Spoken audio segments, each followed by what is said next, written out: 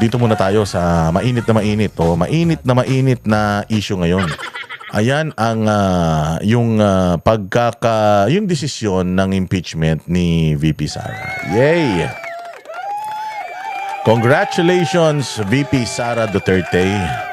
Kasi bobo-bobo naman kasi talaga ng mga nag-file ng motion for reconsideration or whatever motion dancers. Yung mga yung mga pinag-aano nila dyan, pinag-file nila sa Supreme Court. Ang tanga-tanga nyo, yan ay sinabi sa inyo ni Marcoleta noon pa eh. Di ba sinabi sa inyo ni Marcoleta na napakahirap naman nung unanimous decision babaguhin natin. Ibig sabihin, lahat yan sila, yun ang desisyon nila. Imposibleng kahit man lang imposibleng paboran pa kayo. Okay man lang siguro kung halimbawa 60-40, 60% yung bumoto na na hindi ituloy yung impeachment or unconstitutional yung impeachment, and then 40% yung nag-oppose. O kaya at least man lang kahit paano 70-30 o kahit nga man lang sana 80-20, yung 20% man lang sana ng mga maestrado yung nagsasabi na mali at tama yung hakbangin ng impeachment, yung Congress, yung impeachment kay VP Sara. Hindi mantakin mo lahat 100%.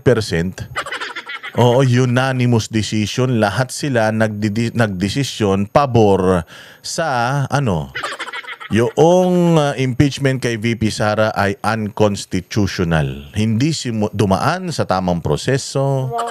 Hindi sinunod ang tamang hakbang.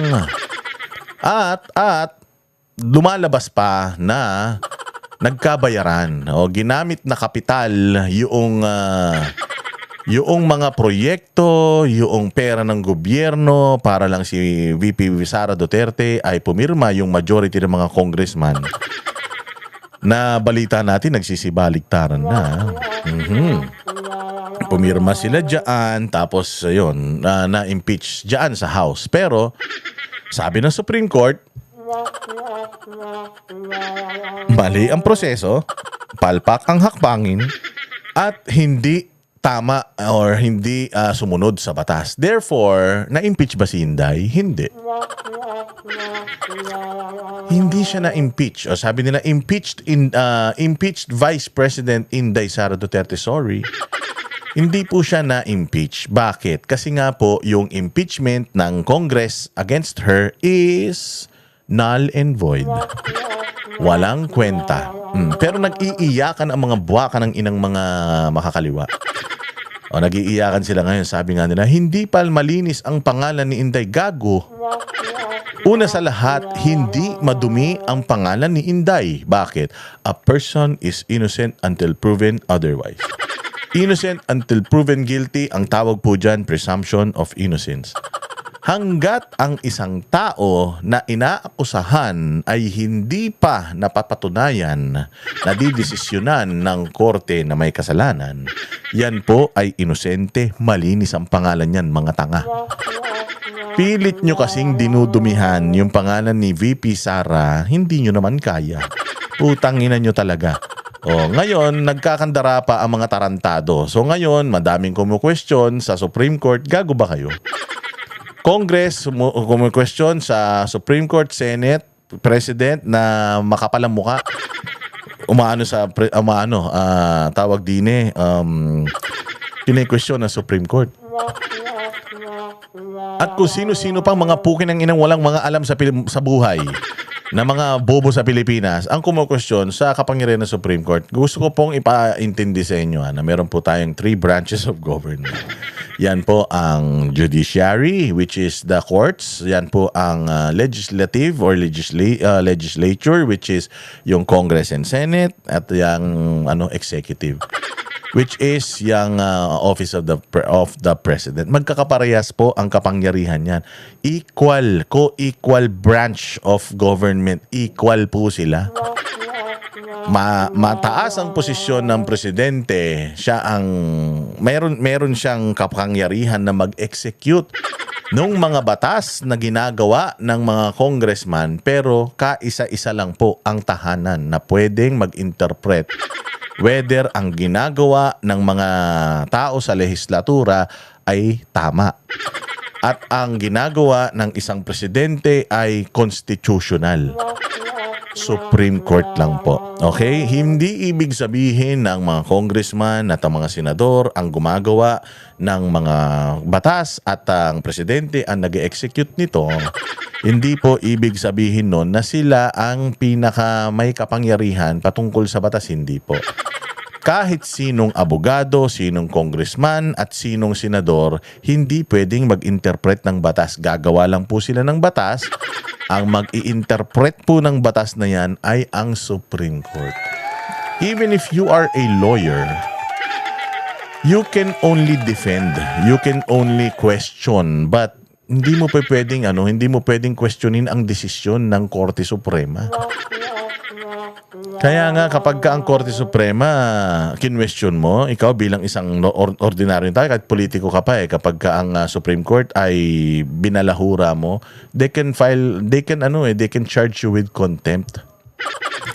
Ko-contempt ka ng mga dahil meron silang kapangyarihan na ganun. Kasi wala talagang pwede mag-interpret ng batas. Not even Tito Soto na makapalang mukha, matigas ang mukha mo. Sorry. Not even you, sir. Even if you are the Senate President, which I believe not for long. Oh yeah, ingat-ingat. Merong umuugong na bali-balita na ngayong linggo magiging mainit itong linggo na to dahil abangan ninyo. Yung mga tali-talinuhan, galing-galingan na mga wala namang alam na kumu-question sa Supreme Court, putang ina itong si Tito Soto, saan ba to nagtapos? Ano bang nito? Ano bang nagawa nito sa bayang Pilipinas? Abogado ba to? Tapos kukwestiyonin mo yung desisyon ng majority o buong Korte Suprema. Ang tigas ng pagmumukha, naging Senate President lang, parang presidente na ng buong Asia. Ano ka, bali? Mataas ang pangarap, mga bossing. Mamaya meron akong i-expose sa inyo. Pero pakinggan muna natin itong balitang ito. Total, nandiyan tayo sa impeachment. Pakinggan natin itong balitang ito. Wait lang. Saan na ba yan? Sino ba tumalo dito? Tangina, kaya galit na galit itong ulol na ito Kaya gustong-gusto nitong ma-impeach si Inday Sara dahil yung pangarap niyang maging pangalawang pangulo sa Pilipinas, putang inang niyan, binalahura ni Inday Sara. Meron talaga sila natulungan. Pero alam naman natin na kapalit ng mga tulong na yan na ginagawa nila, ginagamit nila yan para, alam mo yun, pakinabangan nila. At ito nga ang isa sa mga nakinabang. Nakinabang ito, si Tito Soto. Nakinabang yan sa Itbulaga. Kaya sa naging senador, sino pa? Nakinabang din yung anak ni Vic Soto, si Vico Soto. Kaya nga mayor yan Diyan sa Pasig. Kung normal na ano ba yan? Kung normal na Soto ba yan? Kung hindi anak ni Vic Soto yan, sa tingin nyo, mananalo ba yan sa Pasig? Di ba? So, hindi yun ang issue natin. Ang issue natin dito, itong si Tito Soto, sa tagal-tagal na ginawa ng panahon na gusto niyang mahalin siya ng taong bayan, akala niya, mahal na siya ng taong bayan mula Apare hanggang Hulo. It turned out, meron lang isang pamilya from Mindanao, from Davao, ang biglang nag-emerge as political power. Bigla-bigla Mantakin mo for the longest time, from vice mayor to senator, and si Tito Soto is the longest serving senator sa Pilipinas. Mantakin mo, tinalo siya ng isang babae na isang abogada from the province of Davao or from the city of Davao pala. Hindi na pala siyang probinsya, city na yan. From the city of Davao. Siyempre, sama-sama ng loob niya, di ba? From mula bata pa tayo hanggang pagtanda natin, pine-prepare niya na yung sarili niya para sa isang posisyon na pinapangarap ng lahat ng mga traditional na mga politician or kung tawagin natin ay mga trapo. Tapos tinalo lang siya ni Inday Sara. Di ba? Ang sama, nakakasama naman ng loob yan. Tapos ang masaklap pa nun, naknantokwa naman Yan si VP Sara, kabata-bata pa. Ni hindi man naging congresswoman, ni hindi man naging senador. Paano nakilala? Dahil magaling yung tatay. Kaya ngayon, itong dating sip-sip sa tatay ni Inday Sara, ngayon, putyang ina, gusto niya nang ma-impeach si Inday Sara. Bakit? Una, tinalo siya. Tinalo siya, mga bossing, ni Inday Sara sa eleksyon nang walang kahirap-hirap. Mantakin mo, ang tanda mo na, ang tagal-tagal mong binibuild yung network mo as a politician. Tapos putya, tinalo ka lang ng isang probinsya ng mukhang manika. Nakakasama talaga ng loob yun. Oh, so ngayon, eto na. Oh, talagang nag-oppose siya doon sa napakagaling naman kasi nila Marcoleta, nila Bato. Nung dumating yung impeachment na yan sa Senado, gusto kagad nitong ulol na ito asikasuhin. Oh, pero galit na galit yan kay Chis Escudero dahil dribble daw ni Chis Escudero. Tatanga-tanga pala kayo eh. Pinaniwanag ni Chis Escudero yun, tatanga-tanga kayo. Ang tagal-tagal na sa inyo yung nasa inyo yung sa Congress yung impeachment na yan. Tapos kung kailan matatapos yung session ng Senado ng Senado doon yung ipapasa. So yun na ngayon ang nangyari, mga bossing. So hindi na natalakay yun and then biglang naglabas pa ng ruling etong Supreme Court. Buti na lang talaga. Buti na lang talaga na bago nila maagaw kasi nagkaroon ng kudita itong mga ulul na to eh. Kasama yung mga punyeta, mga bilyar na yan. Oy, kayong mga bilyar kayo ha. Putang ina ninyo, mga traidor kayo ha. Ikinampanya kayo ni Inday Sara, mga hayop kayo. Tapos si Mark Villar, putyang inang yan, tao ka pa ni Pangulong Duterte ha. Tapos putya, biglang may issue sa Prime Water. Butang ina, bigla silang nagsibaligtaran. Bumoto sila. O tingnan mo, yung Prime Water iniimbestigahan pa sa Senado. Di ba sabi iimbestigahan yan? Ang ingay-ingay pa ng Malacanang dyan, di ba?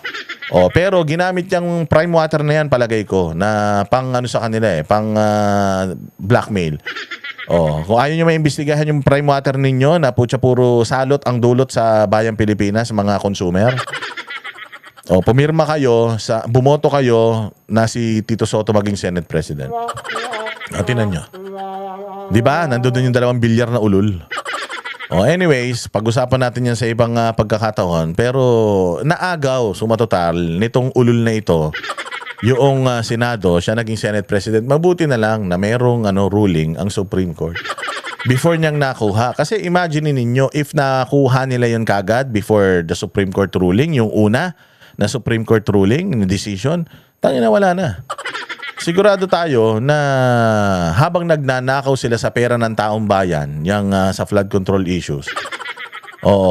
Sigurado tayo kung tumuloy yung impeachment ni VP Sara, hindi natin malalaman lahat yung mga pagnanakaw ng gobyernong ito sa flood control projects natin. Kaya ngayon nag-iiyak itong kupal na ito. Dahil nga bukod sa hindi na niya na pa-impeach si Inday Sara diyan sa Senado bilang impeachment court, hindi niya na manipulate, putya, nawalan palalo ng pag-asa dahil nga itong Supreme Court nag-rule na talaga yung motion nilang mga katangahan nila. Hindi na tumuloy. Pero sabi nga nila, ano ba yan? Hindi na ba magkakaroon ng impeachment? Magfa-file pa rin ng impeachment itong mga makabayan black. Alam natin yan.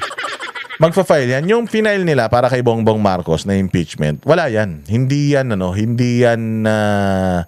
walang kwenta yan. Ang talagang target ng mga yan is itong kay Inday Sara. Which, sa tingin natin, hindi na talaga magiging interesado yung tao. Kasi kung magpo-push through yung impeachment ni VP Sara, tas hindi magpo-push through yung impeachment ni Bongbong Marcos, samantalang napakalaki ng pagkakautang ni Bongbong sa atin, ng pagkakasala ni Bongbong sa atin, naku po, sigurado magwawala ang taong bayan. But anyways, mayroong maitim na balak itong Tito Soto na to. Sige, pakinggan muna natin itong balitang ito. May mga pumupuna sa desisyon ng Korte Suprema sa impeachment ni Vice President Sara Duterte. Mas pinahirap daw nito ang pagpapa-impeach sa mga opisyal. May express report si Mean Los Baños. Unang pasalamat ko sa Diyos. Pangalawang pasalamat ko ay sa mga abogado na nagtulong-tulong para questionin yung pag-abuso ng proseso ng impeachment ng House of Representatives. Yan ang pahayag ni Vice President Sara Duterte matapos pagtibayin ng Korte Suprema ang nauna nitong desisyon na unconstitutional ang articles of impeachment laban sa kanya. Unanimous ang desisyon dyan ng mga maestrado at hindi na pwedeng iapila pa. Nasa The Hague, Netherlands ang bise para dalawin ang nakakulong niya roong ama na si dating Pangulong Rodrigo Duterte. Kwento ni VP Sara, hindi pa alam ni Digong na nanalo siya sa kaso. Hindi ko na binanggit sa kanya dahil ayoko na pag-usapan yung impeachment. Sa ngayon, tuloy-tuloy raw ang kanyang kampo sa paghahanda lalo't may mga panibagong reklamong impeachment na niluluto laban sa kanya. Posibleng isampa ang mga ito oras na mapaso ang one-year bar rule. Yes, which is on February 16. Sigurado yan, magpa-file sila ng panibago. But the question here is, magpo-push through pa ba yan? Kasi natatandaan natin, di ba, sinabi ni Toby Chanco yan, na yung impeachment ni VP Sara, ginamit nila yung political capital ng presidente ng Pilipinas para sa pirmahan yon. Hindi nag-push through yon. So kung hindi nag-push through yon, yung mga ipinangako, yung mga for later release na mga pondo para sa mga congressman na pumirma, sigurado hindi yan naibigay. Ang problema, hindi na talaga yan maibibigay. Bakit? Kasi dito sa 2026 na budget natin, mga bossing, tinanggal na yung mga AX, tupad. Tinanggal na yung mga yan so mayroon ng mga panibagong mga safeguards na inilagay para sa budget ng 2026. So malabo na yan. So kung ako ang congressman, hindi nag-materialize yung yung pagsasakal nila sa pondo ko. Sa tingin mo pipirma pa ako diyan? Tangina nyo, hindi nyo na nga tinupad yung pangako nyo sa akin. Nasira yung pangalan ko na ilagay ako dyan sa listahan ng mga pumirma. Hindi nyo na nga naibigay yung pinangako nyo sa akin. Puta, in-expect nyo, pipirma ako ulit dyan. Mga tarantado kayo. And again, sabi ko nga sa inyo, with yung current status, current na position ni Inday Sara now, sobrang lakas niya for 2028. Walang makakatalo sa kanya kung ngayon ang eleksyon. So kung ikaw ay isang congressman at ifinail yung impeachment na yan at tinalakay yan sa plenaryo at bumoto ka, sigurado yan na ang kiss of death sa political career mo. Maniwala ka. Why?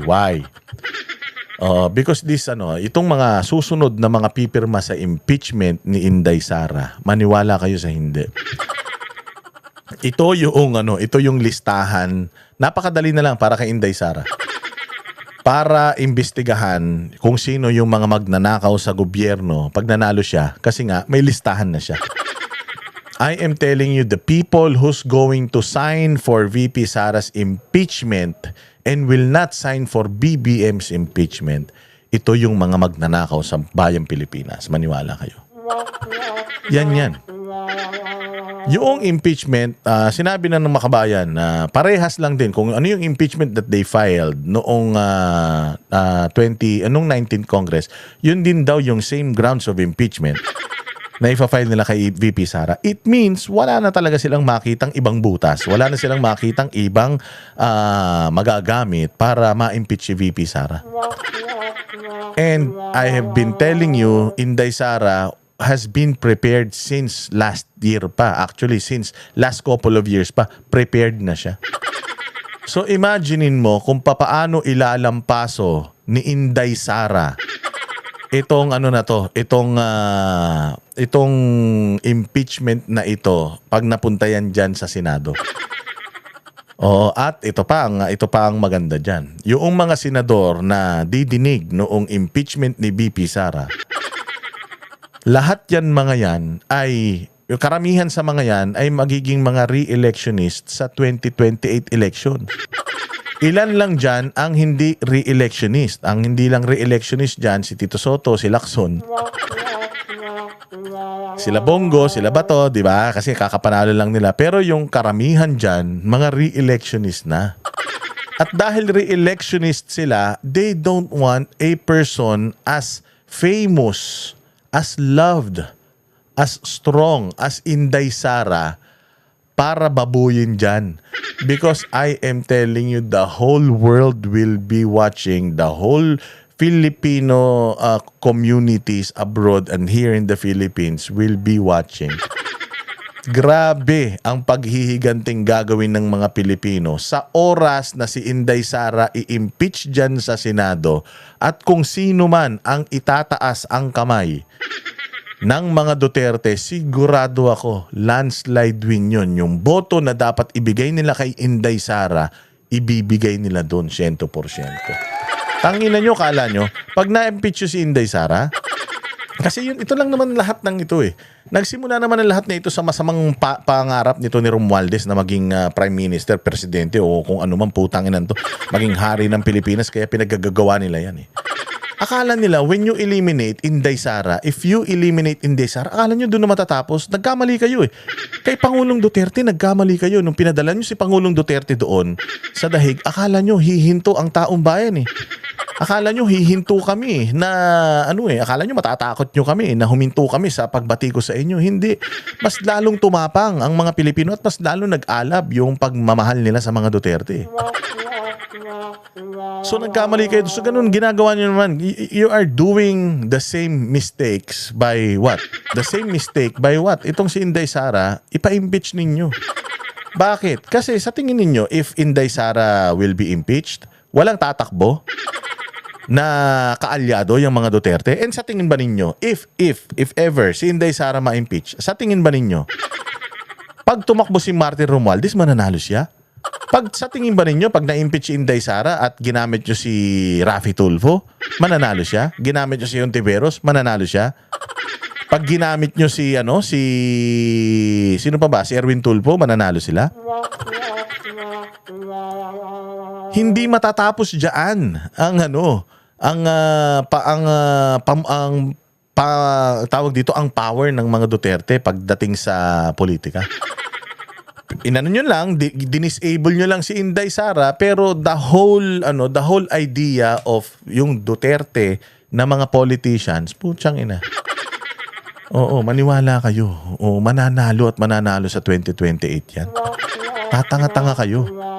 And I'm telling you, kung sino man ang itaas na kamay ng mga Duterte by 2028, kung ano yung advokasya ni Inday Sara, kung ano yung mga gustong gawin ni Inday Sara para sa Pilipinas, yun ang gagawin yan.